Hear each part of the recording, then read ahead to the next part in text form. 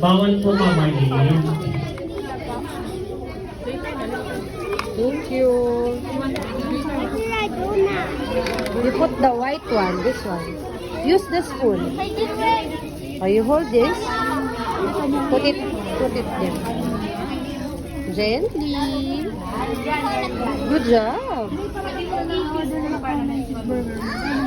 Ayan, go. Yes.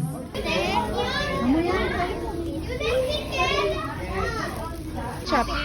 This one. Use the spoon. You hold. And for our next step, H is for ketchup. Ayan. Ketchup. Put some ketchup. And next step, M is for mustard. Ay, lagay na lang po natin yung color yellow for mustard. Yellow. Okay. Then use this. Get the yellow. And for our next step, P is for pickle. Ayan, pickle. Pag ayaw nyo ng pickle, that's okay. Kahit huwag nyo na ilagay.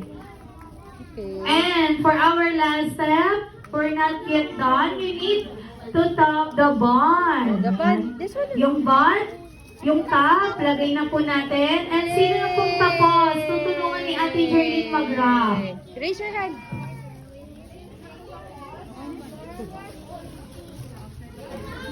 Smile here.